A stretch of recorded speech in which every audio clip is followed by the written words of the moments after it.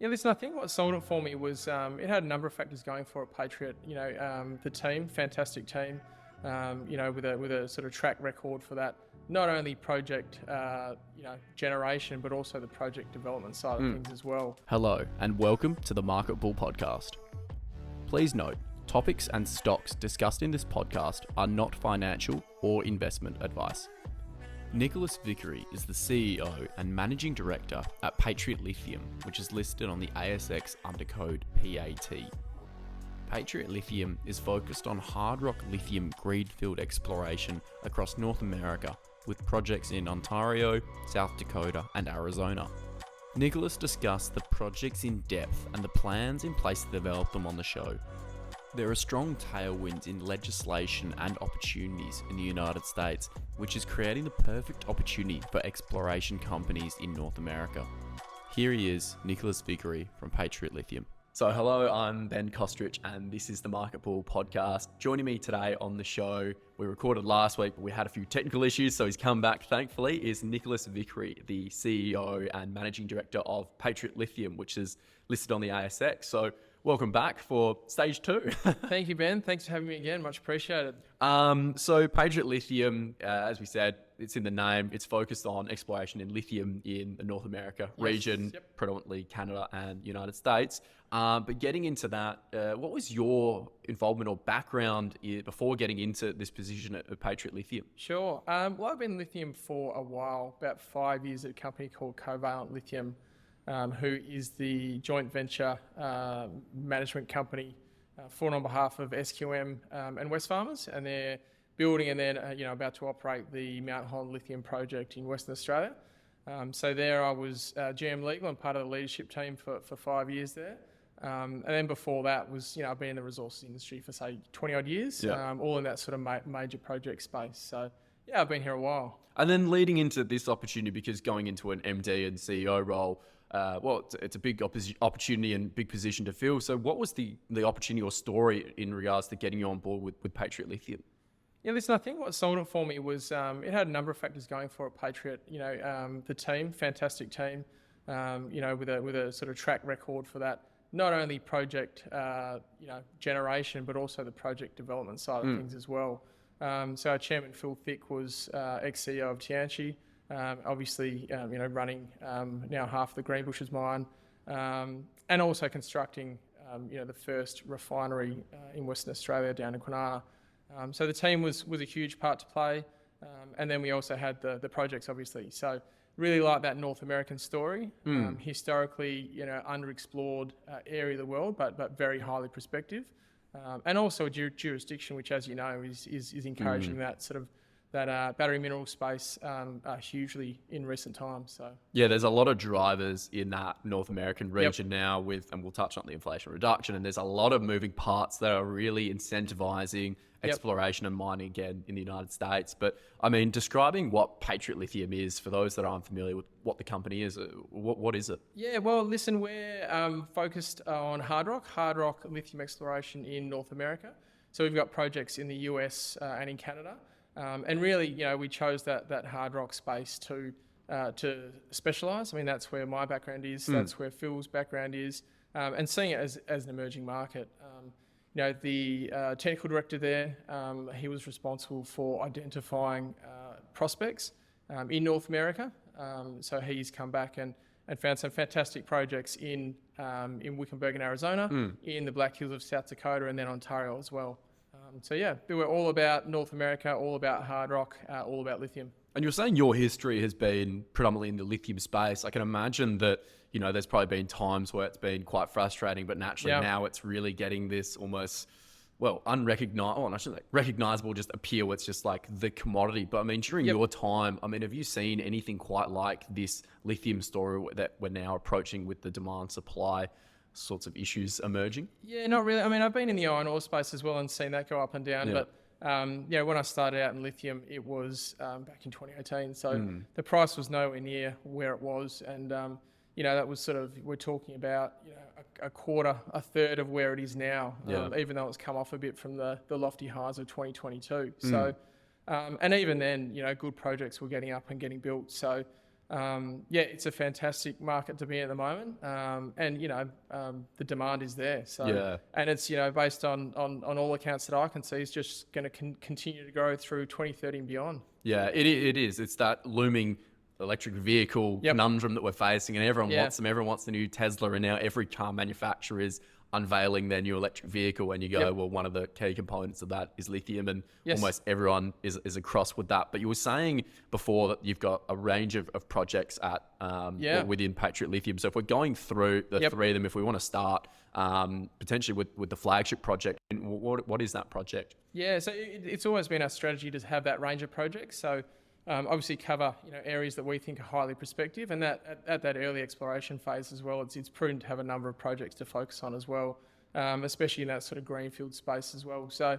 our flagship at the moment is probably Gorman. So we listed off the back of projects in Arizona and in South Dakota. We listed in in December last year. Yes, quite recently. Yeah, really. Pretty recently, and I've been on for about 4 months. But ever since then, we've done more work and done more work in Ontario, and that's looking fantastic at the moment. Did that initial reconnaissance work back in May, June, and very soon after doing that, found the Gorman project, which is about 350 square kilometres of ground up near Frontier Lithium. They're a TSX listed company, one of the highest grade and largest hard rock lithium deposits in North America. So we went out there, had a look, very quickly found pretty extensive pegmatite outcropping. So over about 8 kilometres, we initially found that outcrop, a trend sort of spanning 8 kilometres. Went back and did some testing, so did some rock chip sampling and analysis. And found out that at least 5.2 kilometres of that trend is mineralised for lithium. Wow. Okay. Yeah, so pretty significant. And then each of those outcrops in that trend, so we've got sort of 4 outcrops making up that trend, and from each one of those we got sort of 3%, up to 3%, well up to 3.7% I believe, lithium oxide. So great initial reconnaissance program, and looking to have that real prospective scale. So it's very exciting. And I mean, naturally going through that, as you said, you listed predominantly with the Arizona focus, and that's shifted. And as we know, with small cap companies, you're sort of limited with your capital. You've really got to be quite specific in what you think is going to bring the best value back for shareholders. So going through that process, and we'll touch on the other projects as we go on, but what really started becoming like, this is something we need to focus on, and therefore, like, what are the plans now going forward with that project? Yeah, well, I think, from the very beginning, it was always in a very prospective area of the world. So you've got Frontier Lithium, which sits on this, it's called the Bearhead Lake Fault. And that was sort of thought to be, that sort of 60 kilometres, spanning through frontiers. And, very quickly we found out that we suspect it continues on through our ground as well.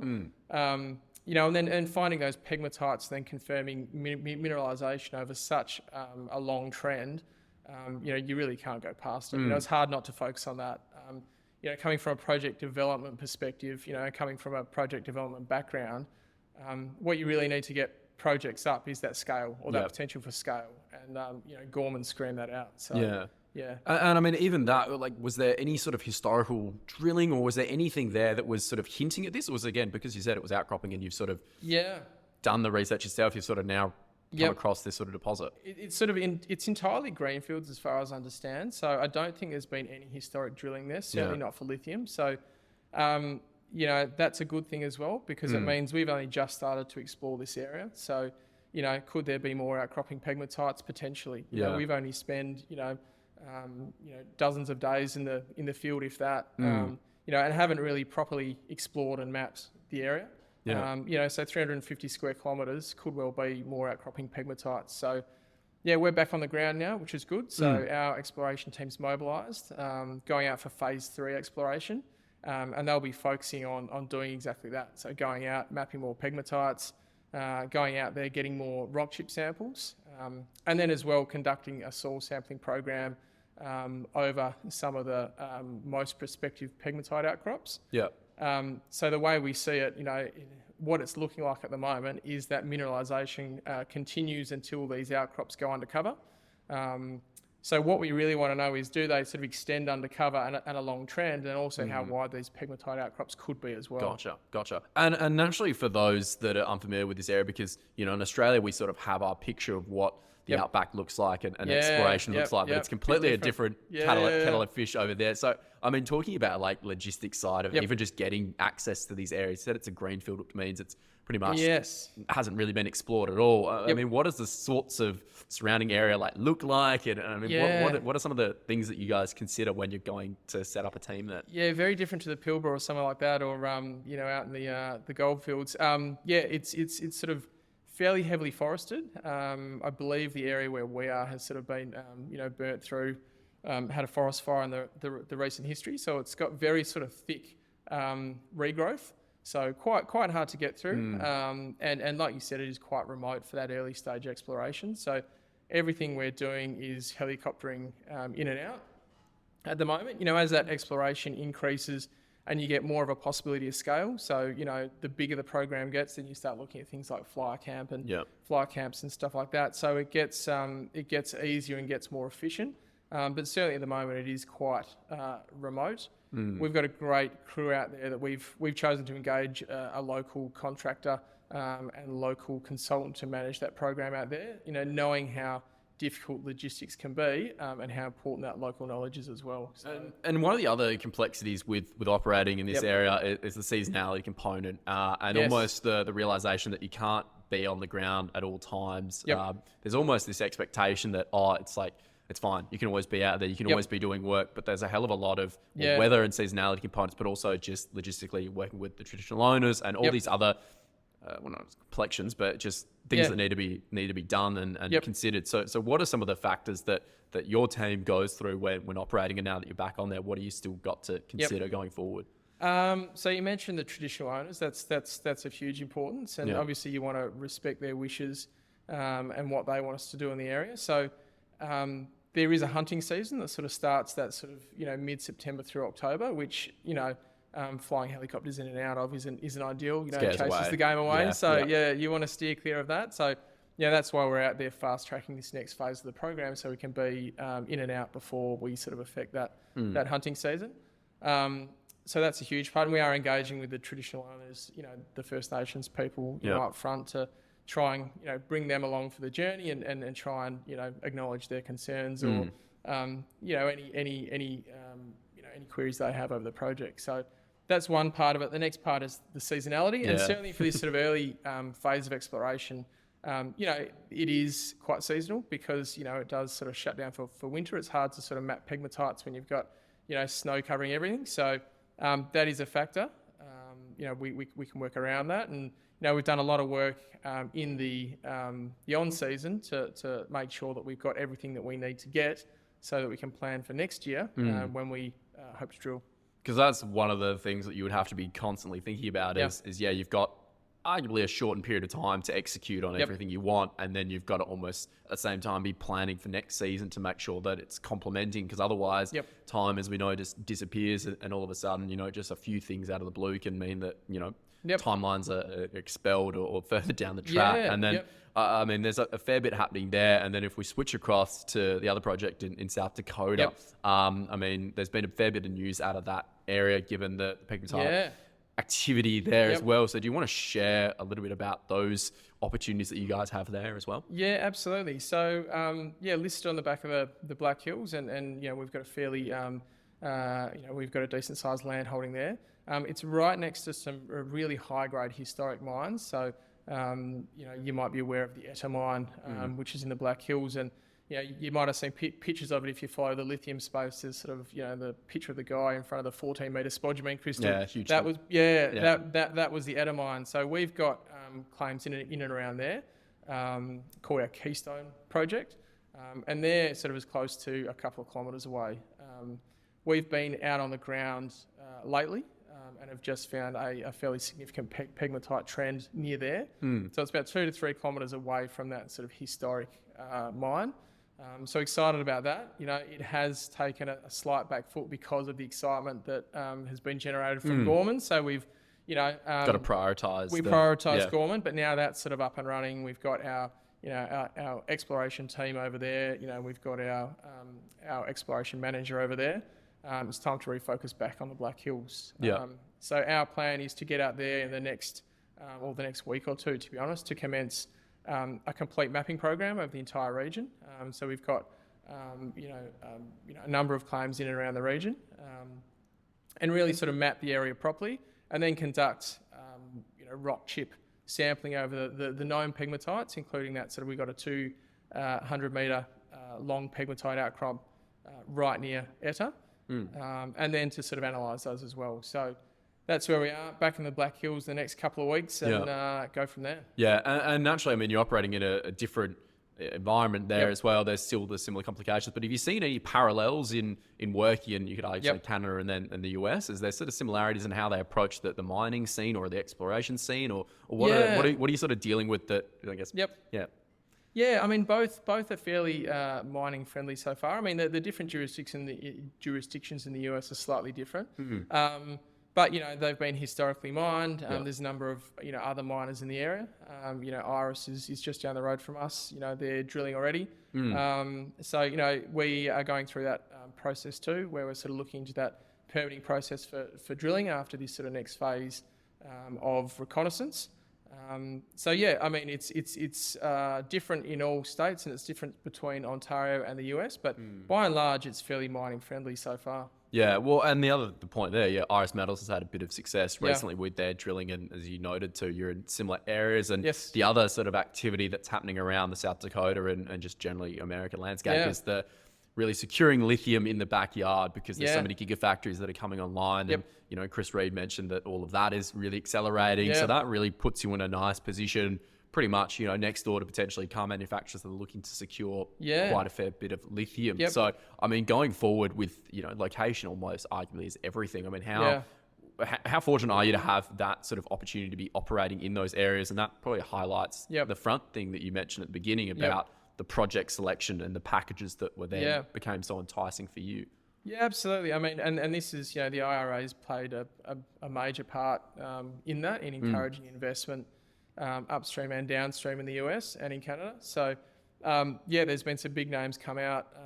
There's been, VW and LG Chem in Ontario, and then I believe LG Chem as well in Arizona. Coming out with grand plans to, for gigafactories down the line. So, I mean, and that just encourages the entire industry, right? It's not just that upstream, but then encourages it all the way through, given the Inflation Reduction Act and how much that local supply is encouraged.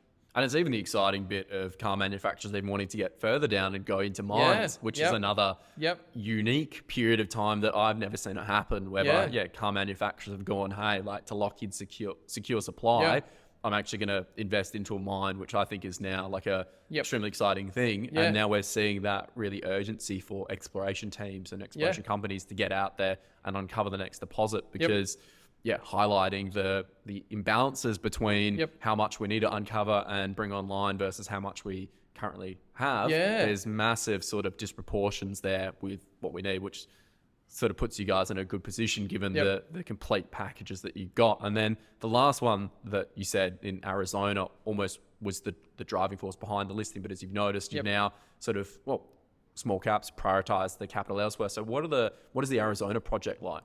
Yeah, the Arizona project is fantastic. So it's just about 90 kilometres outside of Phoenix, so not far, along, major infrastructure, very close to sort of, infrastructure, highways, labour force. Well. It is key, very friendly mining jurisdiction, and we sort of got out there early because it was easiest access, and got out there and did a lot of work. So we went out there and did a rock chip, first of all, mapping and reconnaissance program, and that came back with a circa 500 metre long pegmatite trend, two of them running sub-parallel to each other, and about 100 metres apart, with sort of outcropping spodumene at surface, and with some historic, small scale mining, in the area. So I went over there not long ago, and there's sort of spodumene at surface there from some of those historic mines, and then we went back and analysed those, and they came back with 5.8% lithium oxide from some of those spodumene samples. So potential for very high grade. Did more rock chips around there, and again, some more high grade results, and a soil sampling program showing highly anomalous results over the area, and gravity surveys. So we've done a whole lot there. Went back and started, did an initial very small scale scout drilling program there. We chose the location because of ease of access. And we put in a couple of holes. We realised that there was some faulting going on there, so decided to call it early, see what was happening, and then go back out there again. Yeah. So the plan at the moment for that is to, obviously now we're focusing on Gorman, and on the Black Hills. So we'll go out, doing our work there.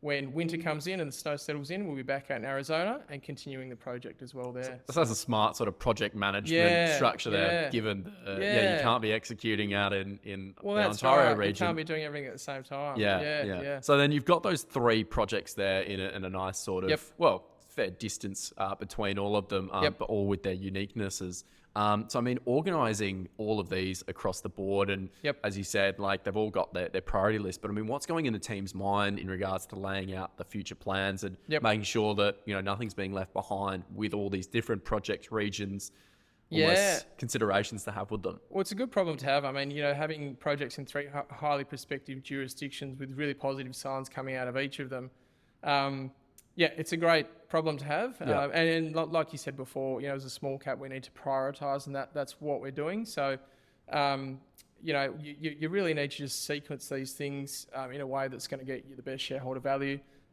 Spend the money on the things that are going to have the highest potential at the time and that sort of fit within your schedule. So that's what we'll be doing. Now we've got Gorman up and running, fairly self-sufficient.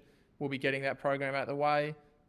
Then hunting season and sort of winter sets in, we'll be doing a lot of stuff in parallel there, sort of talking to First Nations peoples, as well as getting our permitting ready for hopefully Q2 next year as a maiden drilling program. So lots to do there.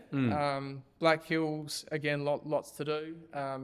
Just gone out there for our, really first comprehensive mapping program. So I'm sure a lot of work will come out of that as well. Hopefully, new pegmatites identified, with the whole aim, obviously being to identify drill targets and to progress from there. So lots to do on there. And then the same thing in Arizona. We've gone out there and, done that great initial work. We've got some really positive results out of there. Now it's, planning what are the next phases, what does the next phase at Arizona look like, and hopefully proceeding to drilling, in the not too distant future. So there's a lot of plans in action, and I can imagine there's going to be a fair bit of news flow coming out. And as we know, it's an exciting period of time given the lithium space. So, I mean, you highlighted there a lot of the news that is coming out, but in order to get all that work really done, you've got to be backed by a good team. And you mentioned a few names at the beginning of the episode, but I mean, who's really been involved in really driving the project almost accumulation to then where it is now? I mean, who's been involved in the board and even just the GOs and everyone? Yeah, well, listen, we've got a couple of founding directors there, Matt Gorsey and Ollie Cruiser, who have done, have been involved in a lot of sort of fantastic project generation work previously. I think Ollie has to get a lot of the credit for coming up with these, fantastic projects. So he's done a lot of work in identifying these sort of macro trends, analysing data and finding these areas that have high prospectivity but have historically been underexplored. So they're the founding directors. We've got a great team. We've also got obviously our chairman Phil Thick, who's of Tianchi background. Helpful. Great on that project development side, and our, we've got a great COO over there who's David Johnson, who's he's got sort of 30-40 years experience in this field. He's a geologist and geophysicist by trade, and really sort of make sure really runs things over there for us. So all great assets and all great guys. And another interesting point that's just come to me, again, given that we're speaking right now in Perth, when it's in Australia, I mean, most of the time zones are quite a factor as well. Yes, so, I mean, how does the team, given that probably a few of them are based here, a few of them are based, again, in the US and Canada, I mean, how do you guys structure your communication and even work days, given that arguably you could say you're meant to be up 24 hours in a day, given when the US is open, we're meant to be sleeping and vice versa. So how does that sort of fit into your daily routine? Yeah, the sort of, depending on where we are, sort of up to 12-hour time difference, it's That's what I mean. it can make it difficult. But, lots of early mornings and late nights for me, which I don't mind. Yeah.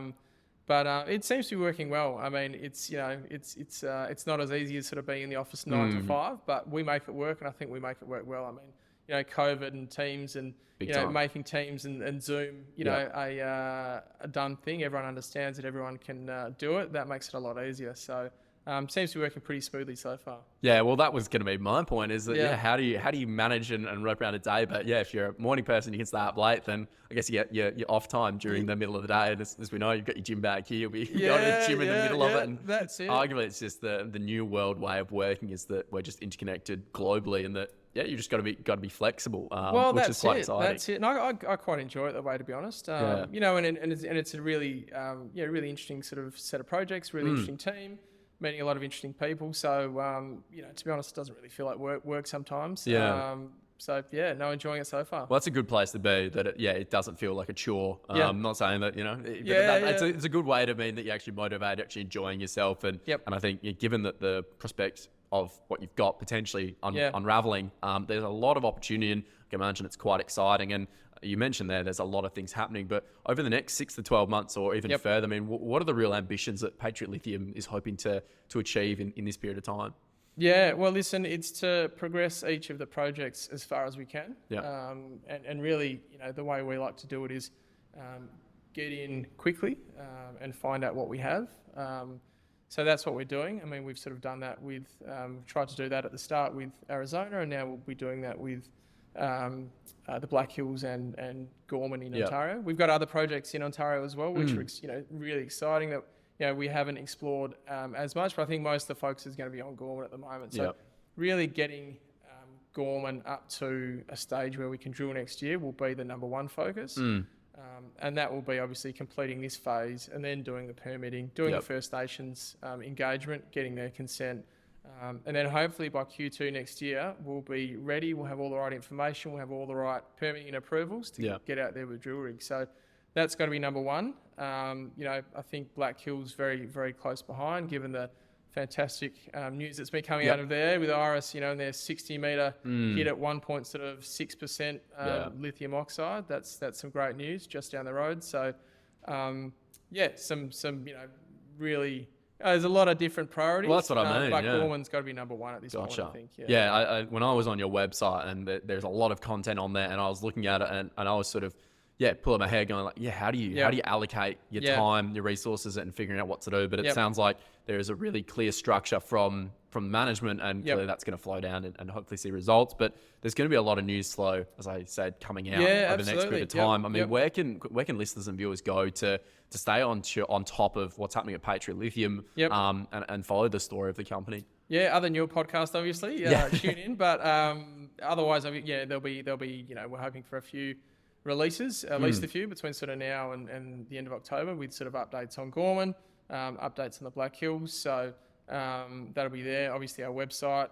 We're pretty active on LinkedIn and Twitter as well. So, I think across all the social media outlets, we've got a presence. So, stay tuned. Pretty much anywhere that you want to look, you'll find us. So, And it definitely is an area that's heating up a lot more. I mean, Australia has really had this appeal of lithium recently, but you can't really escape the North America appeal, given that there's so many tailwinds that are driving that. So I think it's a very exciting period of time, and it sort of presents a lot of opportunities, and it's going to be who's going to execute on that. It is. I mean, it's really great. I mean, the whole the US and Canada, historically underexplored. Unlike some parts of WA, which still finding new resources there, obviously, but completely underexplored historically.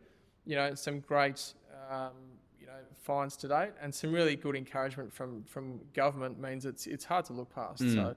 There's so many things. It's a great jurisdiction. There's so many things that are driving it that there's really not many things that are holding this sector or this product back. Which is fantastic. It is good. It's a great space, and that's what really sort of encouraged me to, jump on board in the first place. It all seemed to add up. So I can see that, and especially from what you've said today, that there is a hell of a lot to digest, and there's going to be a lot more. And Yeah, as I can imagine, you hopefully still get a bit of time off, but I can imagine from the sounds of it, it's going to be very busy. But Not yet, but yeah, soon, hopefully. Thank you so much, Nick, for speaking on the show. And as I said, I'll get you back in the future to touch base and find out what's been evolving and as this news flow starts coming out. But yeah, thank you for joining me on the show tonight. Thanks, Ben. Great to be on. Thanks for having me. Thanks for listening to the Market Bull podcast. If you enjoyed it, please make sure to like and subscribe.